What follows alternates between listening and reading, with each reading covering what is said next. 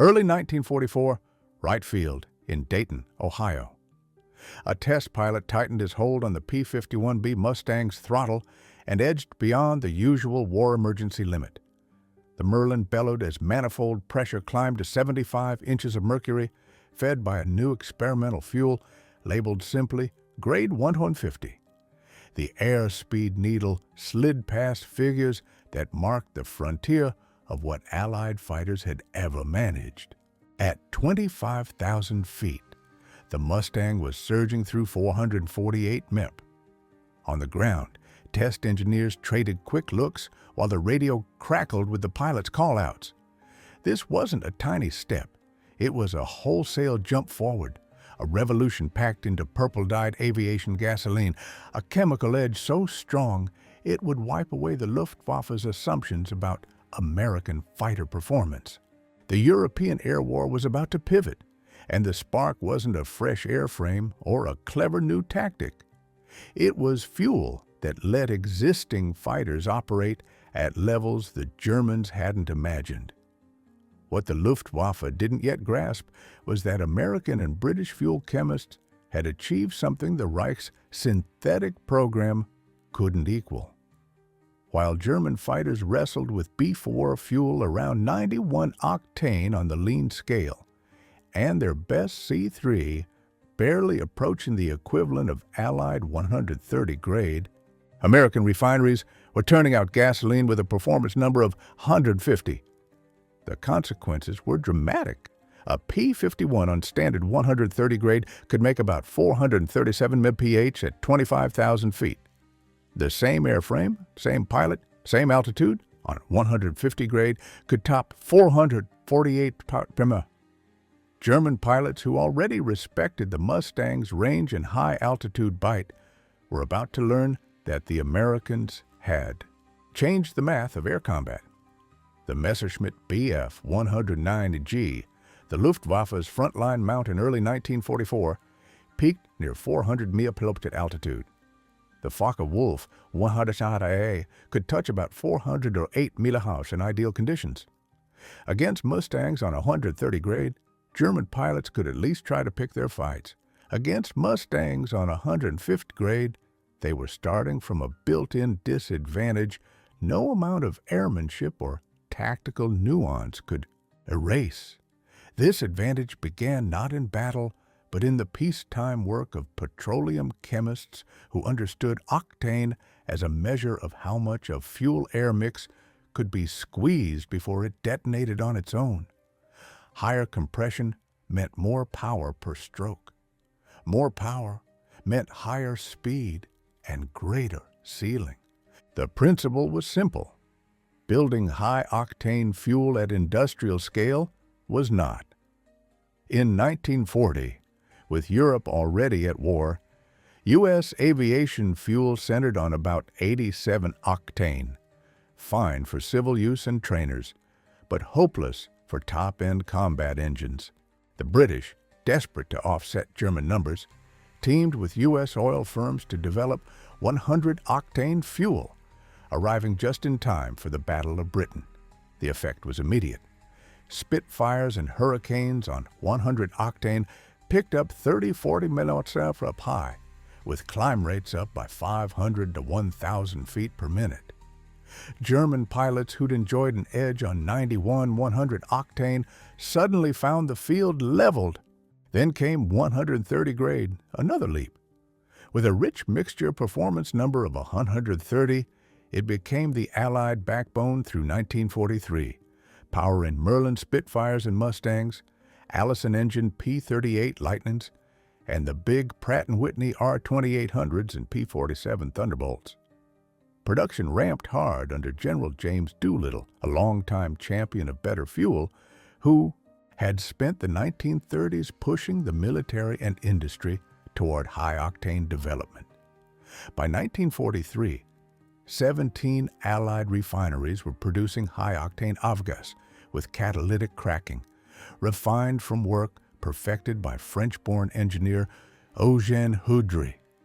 American plants alone were turning out millions of gallons per month, enough for the great bomber offensive and the swelling fighter force that guarded it. Germany, by contrast, was choked by reliance on coal-based synthetics. The Burgess process that turned coal into gasoline worked, but it was slow and resource-hungry. Even at peak, Germany could make only a fraction of the Allied high-octane river flowing from U.S. refineries. Most German fighters ran on B-4, roughly 91 octane lean. Premium C3, used mainly in BMW 801-powered FW190s and select Messerschmitt variants, roughly matched Allied 110, 130 in effect, but existed in small, inconsistent quantities. By 1944, perhaps two-thirds of German output targeted C3, yet it still added up to a sliver beside Allied volume. To grasp fuel performance, start with engine basics. Octane measures resistance to detonation. As the piston compresses the mix, temperature and pressure spike. If the fuel ignites before the spark, you get detonation, an uncontrolled blast instead of an orderly burn. Detonation hammers parts with shock waves, wrecking engines. Higher octane lets engines run higher compression and boost without knocking. By definition, octane tops out at 100, the knock resistance of pure iso-octane. Above that, we use performance numbers. A fuel marked 150 can endure 50% more compression than iso-octane before it knocks. Getting there required anti-knock additives, chiefly tetraethyl lead, and careful blending of aromatics like toluene and xylene with base gasoline. British chemists at the Royal Aircraft Establishment tested blends through 1942-43, seeking the sweet spot of knock resistance, energy, and manufacturability. American researchers at Wright Field ran parallel studies and shared results with their British counterparts. By early 1943, both sides had trial batches of what they called a 150 grade. The label could mislead. It didn't mean 150 octane, which chemistry won't allow. It meant a rich mixture performance number of 150 paired with 100 octane lean performance. Dyed purple for quick ID, the fuel went through exhaustive trials in 1943. Results beat expectations. Merlins on 150 grade could sustain 75 inches of boost versus about 67 inches on 130 grade, producing clear horsepower gains. A Packard Merlin V1657, the P-51D's engine, made about 1,490 HP at standard military power on 130 grade. On 150 grade at war emergency settings in a P-51B with a V1650R3, output pushed around 1,600 HP and in some conditions up toward 1,120 HP. Wright Field flight tests confirmed big gains across the envelope. Top speed up roughly 25 to 30 megapops at altitude, climb improved by several hundred feet per minute, and all without changing the airframe. The exact same Mustang, one day on 130, the next on 150, was plainly faster and more capable because of what ran through its lines. The decision to push a 150 grade to frontline units came in early 1944, timed with care. The 8th Air Force in England, flying deep daylight raids, was bleeding. Even with P-51 escorts arriving in December 1943, German fighters still hurt the bomber streams. What planners needed wasn't only long range, but an escort so fast German interceptors couldn't simply disengage or cherry-pick fights. In May 1944, first operational shipments of 150 grade reached England. Distribution was tight. Not every group got it at once. The 8th Air Force seeded select squadrons to manage logistics and measure results. The RAF, having led early trials, also began feeding fighter units. Top priority went to high-speed intercept roles, especially the hunt for V-1 flying bombs that started pounding London in June 1944. The V-1 ran around 400 knots mph near sea level. Catching it demanded fighters that could at least match that speed down low, where dense air saps performance. Tempests and Spitfire 4TF were just barely up to it. Mustangs on standard fuel were marginal. Mustangs on 150 grade had the margin to intercept consistently. On June 18, 1944, Major R.E. Turner of the 356 Fighter Squadron downed a V-1 by tipping it with his P-51's wing, a technique later used at least 16 times. The move needed speed and precision, putting a wingtip within inches of the V-1's wing to flip it off course with airflow. Broad U.S. combat use of 150 grade by P-51 pilots began in June 1944 alongside the Normandy invasion. 8th Air Force groups, tasked with air superiority over the beaches, flew caps and escorts on the new fuel. German pilots started reporting Mustangs doing things they hadn't seen before, accelerating away at will, unreachable across regimes, with power to spare. Luftwaffe intelligence initially dismissed the accounts as fatigue, stress, or exaggeration from outnumbered flyers under pressure. They were wrong. The truth would only be obvious after the war.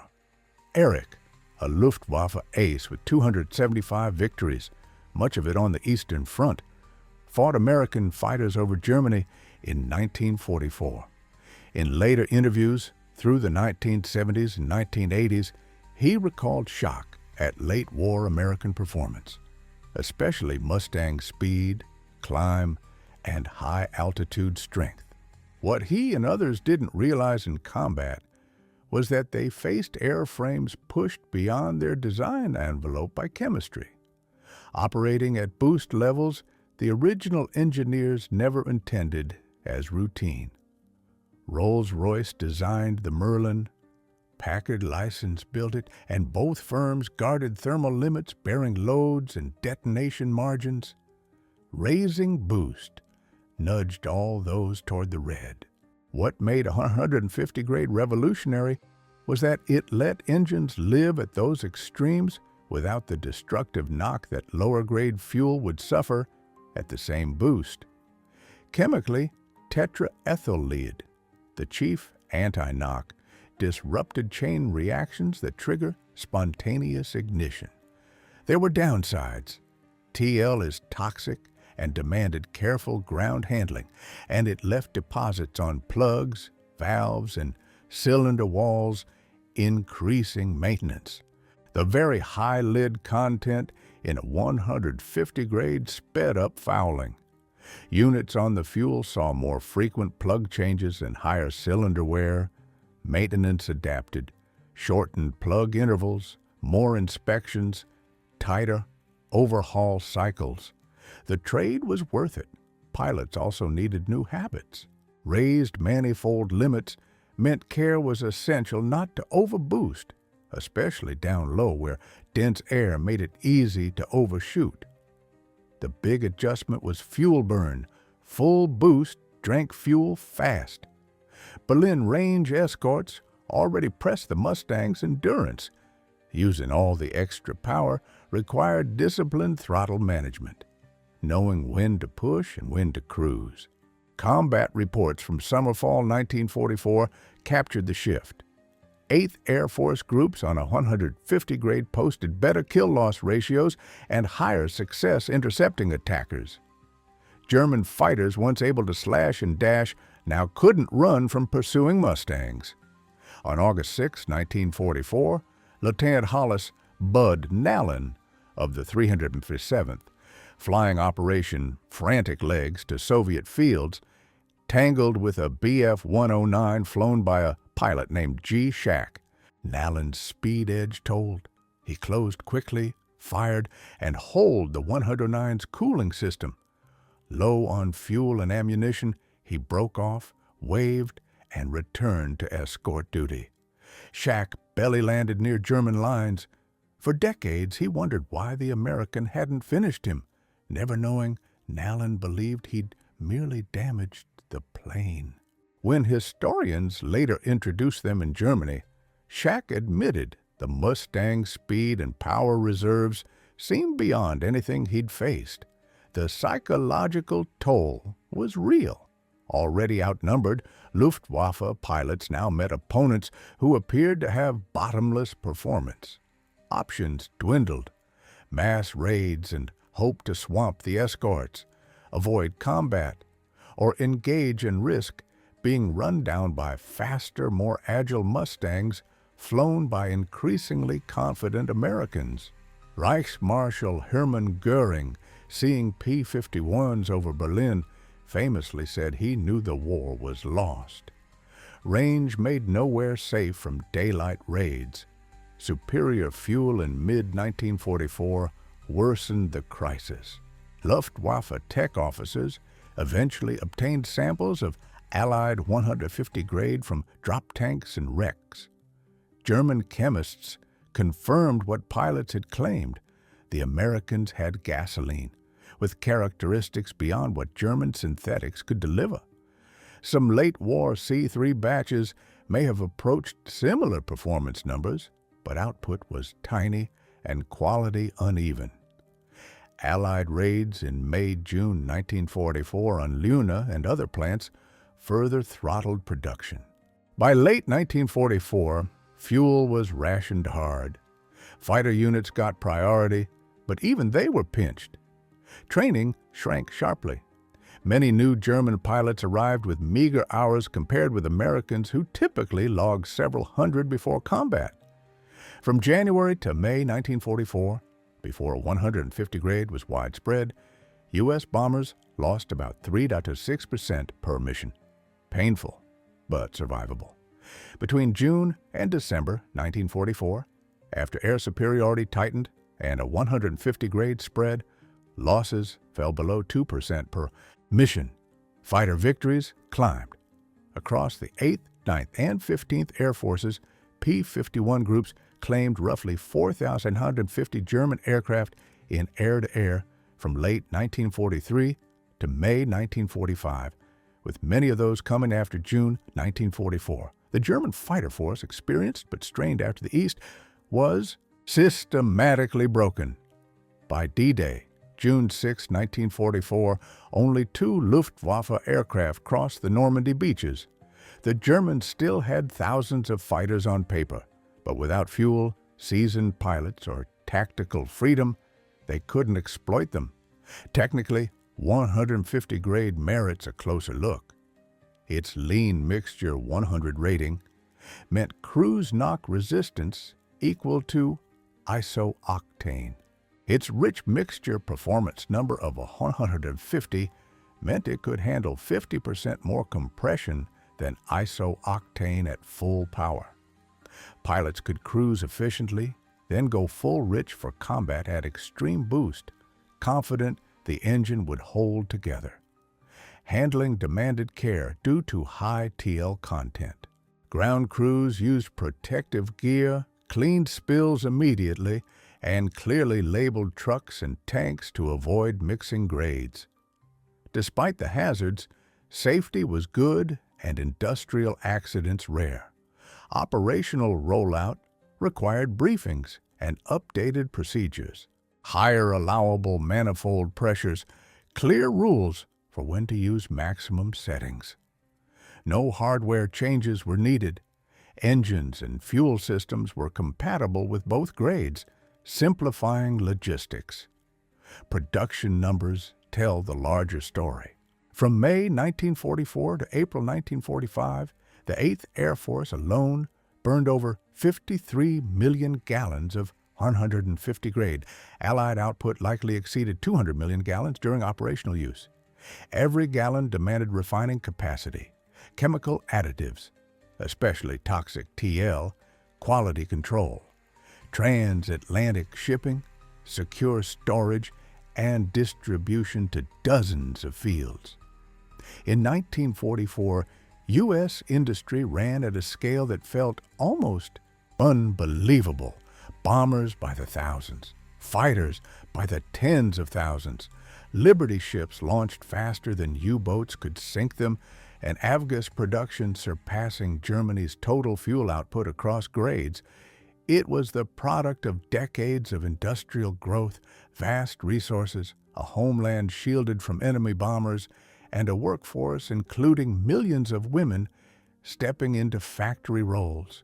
To power the war effort, the RAF used 150 grade widely over Europe.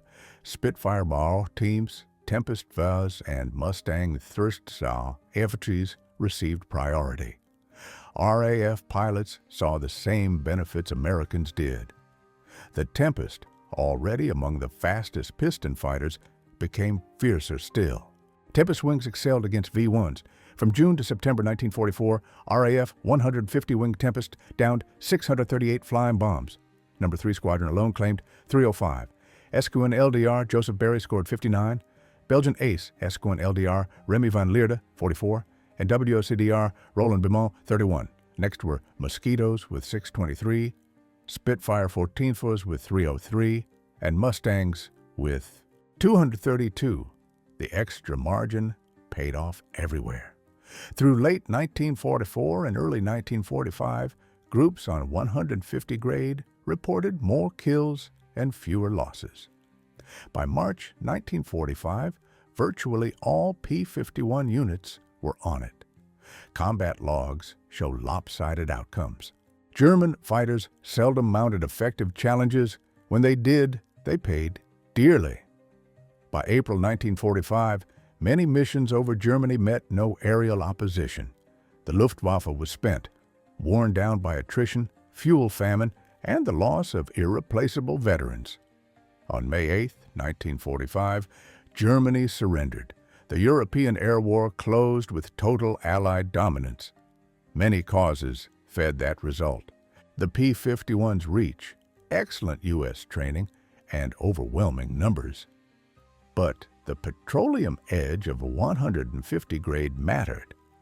Purple-dyed gasoline turned good fighters into outstanding ones, boosted pilot confidence, and embodied the technological and industrial muscle of nations that could outproduce, out-innovate, and outlast the enemy.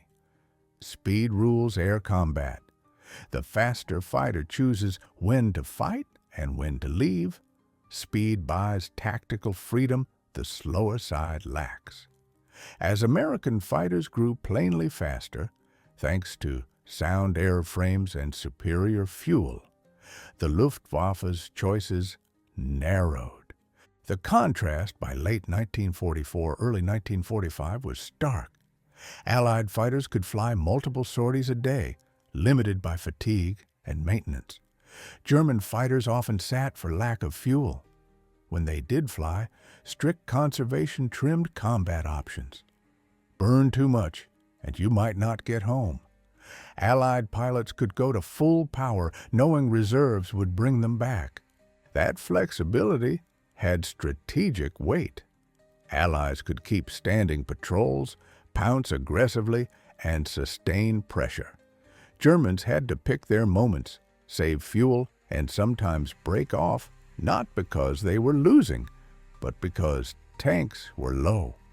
Luftwaffe pilots flew knowing any sortie might be the last not from flak of fighters, but from empty fuel Bowsers. Allied pilots flew with the confidence of material plenty, fast planes, ample fuel, robust support. Confidence bred aggression, better results, and higher survival. The story of 150 grade is industrial war in miniature. Victory went to the side that fielded not only more aircraft, but better performing ones. Not just enough fuel, but superior fuel.